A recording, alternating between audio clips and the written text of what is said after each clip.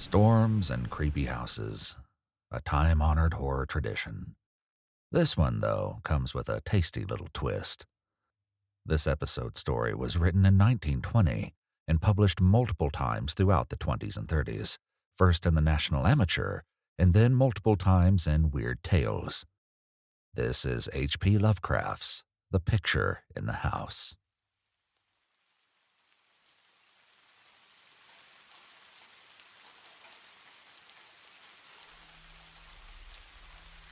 Most horrible of all sights are the little unpainted wooden houses remote from traveled ways, usually squatted upon some damp grassy slope or leaning against some gigantic outcropping of rock.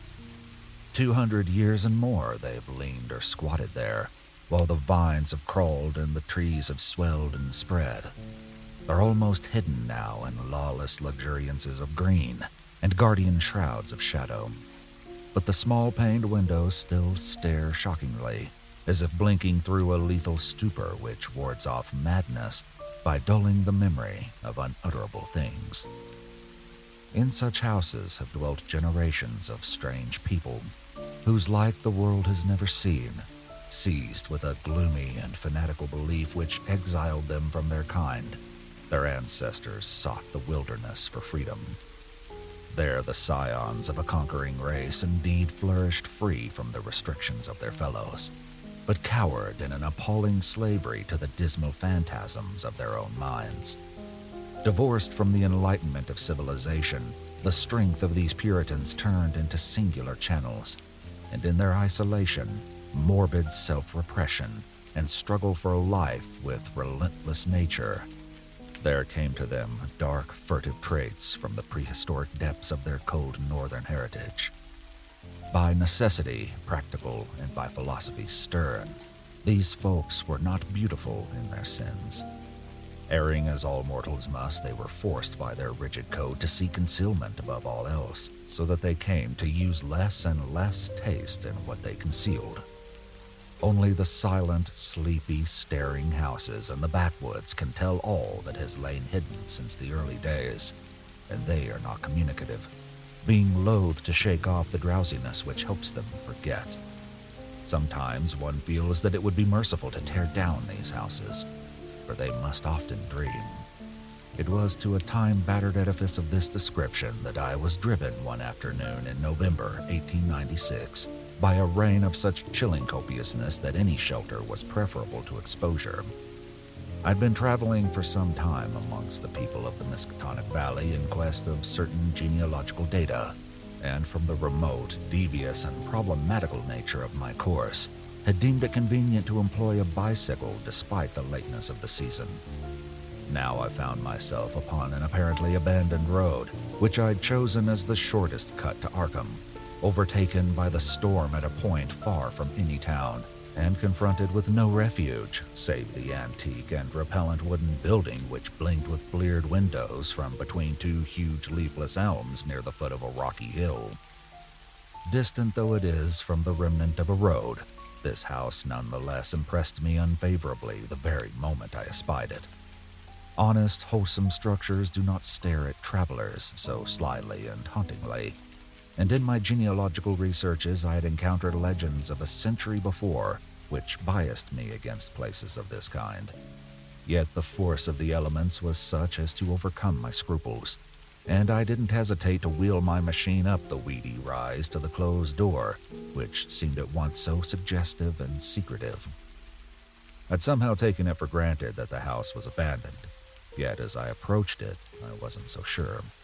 For though the walks were indeed overgrown with weeds, they seemed to retain their nature a little too well to argue complete desertion.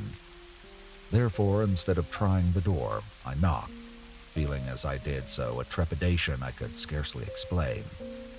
As I waited on the rough, mossy rock which served as a doorstep, I glanced at the neighboring windows and the panes of the transom above me, and noticed that although old, rattling, and almost opaque with dirt, they weren't broken. The building, then, must still be inhabited, despite its isolation and general neglect. However, my rapping evoked no response, So after repeating the summons, I tried the rusty latch and found the door unfastened. Inside was a little vestibule with walls from which the plaster was falling, and through the doorway came a faint but peculiarly hateful odor. I entered, carrying my bicycle, and closed the door behind me. Ahead rose a narrow staircase, flanked by a small door probably leading to the cellar, while to the left and right were closed doors leading to rooms on the ground floor. Leaning my cycle against the wall, I opened the door at the left and crossed into a small, low-ceiled chamber but dimly lighted by its two dusty windows and furnished in the barest and most primitive possible way. It appeared to be a kind of sitting room, for it had a table and several chairs, and an immense fireplace above which ticked an antique clock on a mantel. Books and papers were very few, and in the prevailing gloom I could not readily discern the titles. What interested me was the uniform air of archaism as displayed in every visible detail. Most of the houses in this region I had found rich in relics of the past, but here the antiquity was curiously complete, for in all the room I could not discover a single article of definitely post-revolutionary date. Had the furnishings been less humble, the place would have been a collector's paradise. As I surveyed this quaint apartment, I felt an increase in that aversion first excited by the bleak exterior of the house. Just what it was that I feared or loathed I could by no means define. But something in the whole atmosphere seemed redolent of unhallowed age, of unpleasant crudeness, and of secrets which should not be forgotten. I felt disinclined to sit down and wandered about examining the various articles which I had noticed. The first object of my curiosity was a book of medium size lying upon the table and presenting such an antediluvian aspect that I marveled at beholding it outside a museum or library. It was bound in leather with metal fittings and was in an excellent state of preservation, being altogether an unusual sort of volume to encounter in an abode so lowly. When I opened it to the title page, my wonder grew even greater, for it proved to be nothing less rare than Pigafetta's account of the Congo region, written in Latin from the notes of the sailor Lopex and printed at Frankfurt in 1598. I'd often heard of this work and its curious illustrations by the brothers de Bry, hence for a moment forgot my uneasiness and my desire to turn the pages before me. The engravings were indeed interesting, drawn wholly from imagination and careless descriptions, and represented Negroes with white skins and Caucasian features. Nor would I soon have closed the book had not an exceedingly trivial circumstance upset my tired nerves and revived my sensation of disquiet. What annoyed me was merely the persistent way in which the volume tended to fall open of itself at plate 12, which represented in gruesome detail a butcher's shop of the cannibal Anziques. I experienced some shame at my susceptibility to so slight a thing, but the drawing nevertheless disturbed me, especially in connection with some adjacent passages descriptive of Anzique gastronomy. I had turned to a neighboring shelf and was examining its meager literary contents, an 18th century Bible, a Pilgrim's Progress of like period, illustrated with grotesque woodcuts and printed by the almanac maker Isaiah Thomas, the rotting bulk of Cotton Mather's Magnalia Christi Americana, and a few other books of evidently equal age when my attention was aroused by the unmistakable sound of walking in the room overhead. At first astonished and startled, considering the lack of response to my recent knocking at the door, I immediately afterward concluded that the walker had just awakened from a sound sleep and listened with less surprise as the footsteps sounded on the creaking stairs. The tread was heavy, yet seemed to contain a curious quality of cautiousness, a quality which I disliked the more because the tread was heavy. When I had entered the room, I had shut the door behind me. Now, after a moment of silence, during which the walker may have been inspecting my bicycle in the hall, I heard a fumbling at the latch and saw the paneled portal swing open again. In the doorway stood a person of such singular appearance that I should have exclaimed aloud but for the restraints of good breeding. Old, white-bearded, and ragged, my host possessed a countenance and physique which inspired equal wonder and respect. His height could not have been less than 6 feet, and despite a general air of age and poverty, he was stout and powerful in proportion.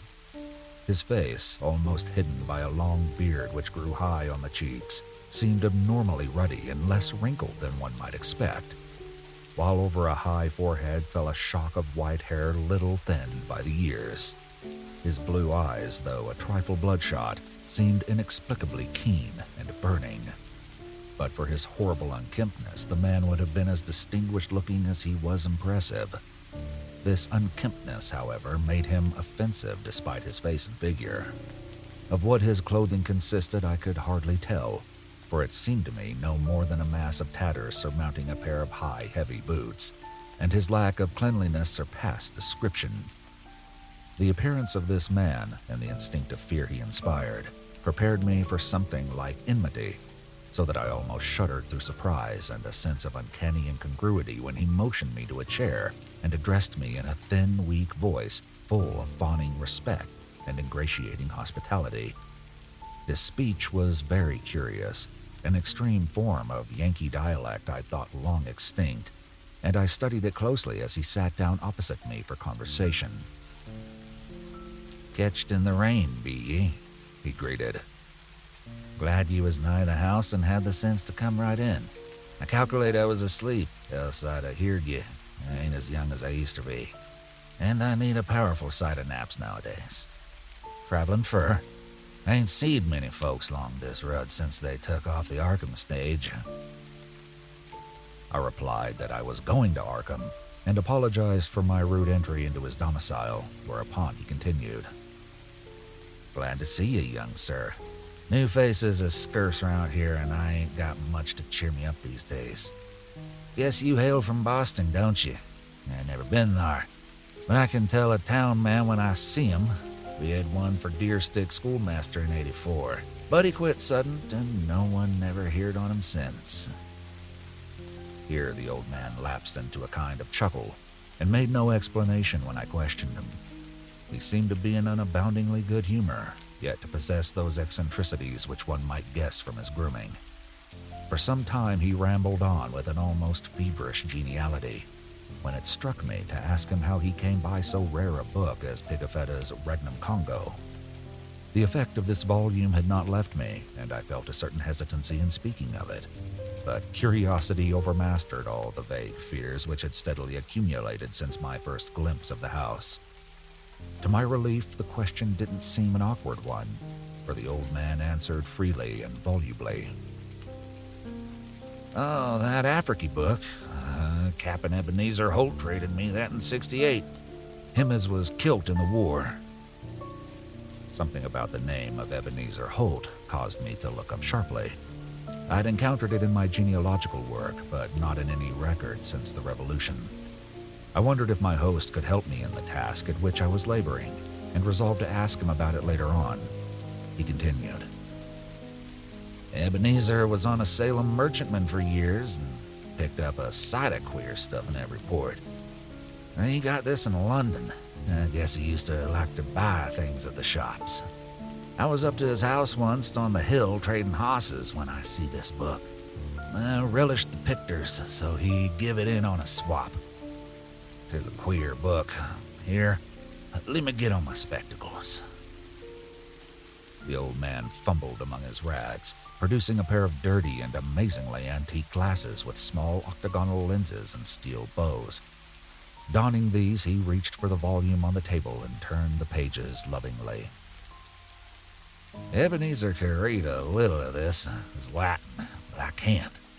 I had 2 or 3 schoolmasters read me a bit, and Passon Clark. Him, they say, got drowned in the pond. Can you make anything out in it?" I told him that I could, and translated for his benefit a paragraph near the beginning. If I erred, he wasn't scholar enough to correct me, for he seemed childishly pleased at my English version. His proximity was becoming rather obnoxious, yet I saw no way to escape without offending him. I was amused at the childish fondness of this ignorant old man for the pictures in a book he could not read, and wondered how much better he could read the few books in English which adorned the room. This revelation of simplicity removed much of the ill-defined apprehension I had felt. I smiled as my host rambled on. "Queer how pictures can set a body thinking. Take this in here near the front. Hey, you ever see trees like that with big leaves flopping over and down? And them men, them can't be Negroes. They do beat all. Kinda like Injuns, I guess. Even if they be in Africa. Some of these here critters look like monkeys or half monkeys and half men. I never heard of nothing like this. And he pointed to a fabulous creature of the artist, which one might describe as a sort of dragon with the head of an alligator. And now I'll show you the bestin', over here nigh the middle. The old man's speech grew a trifle thicker, and his eyes assumed a brighter glow. But his fumbling hands, though seemingly clumsier than before, were entirely adequate to their mission. The book fell open almost of its own accord, and as if from frequent consultation at this place, to the repellent 12th plate showing a butcher shop amongst the NZ cannibals. My sense of restlessness returned, though I didn't exhibit it. The especially bizarre thing was that the artist had made his Africans look like white men. The limbs and quarters hanging about the walls of the shop were ghastly, while the butcher with his axe was hideously incongruous. But my host seemed to relish the view as much as I disliked it. Well, what do you think of this? Ain't never see the likes hereabouts, huh? When I see this, I tell Deb Holt, that's southern to stir you up and make your blood tickle. When I read in Scripture about slaying like them Midianites was slew, I kinder think things, but ain't got no picture of it. Here a body can see all they is to it. I suppose it's sinful, but ain't we all born and living in sin? That feller being chopped up gives me a tickle every time I look at him. I hate to keep looking at him. See where the butcher cut off his feet. With ours' head on that bench, with one arm side of it and t'other arms on the other side of the meat block. As the man mumbled on in his shocking ecstasy, the expression on his hairy, spectacled face became indescribable, but his voice sank rather than mounted. My own sensations can scarcely be recorded.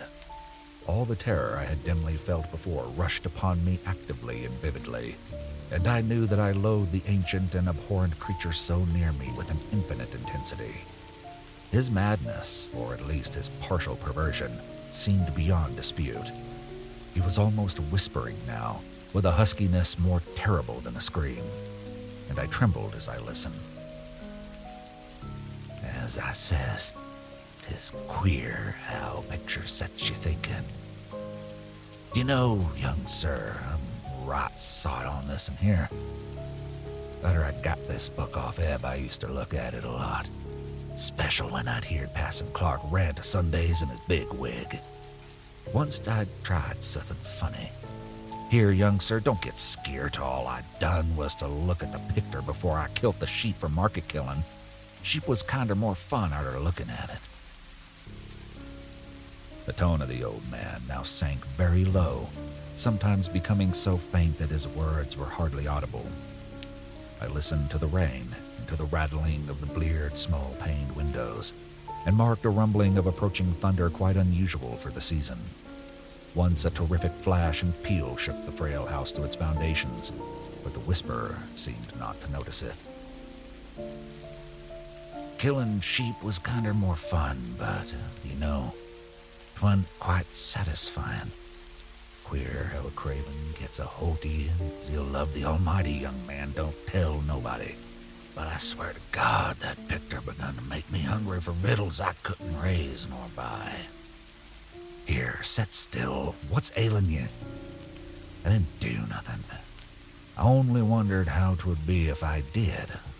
They say meat makes blood and flesh and gives you new life, so I wondered if 'twould make a man live longer, and longer if 'twas more the same. But the whisperer never continued. The interruption wasn't produced by my fright, nor by the rapidly increasing storm, amidst whose fury I was presently to open my eyes on a smoky solitude of blackened ruins.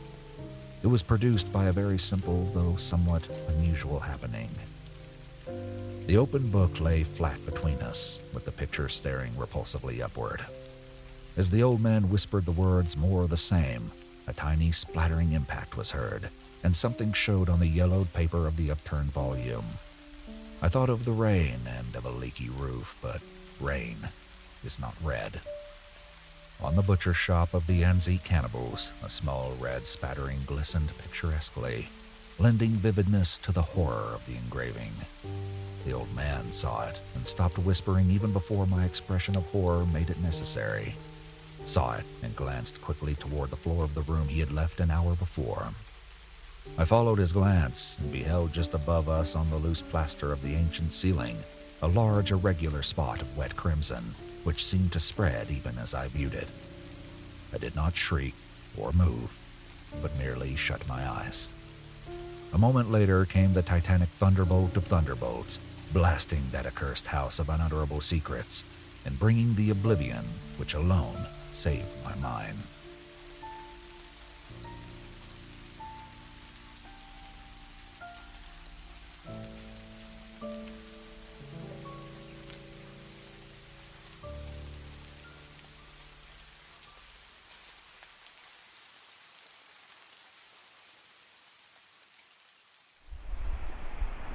Thank you for listening to the Dark Volumes podcast. Please spread the word.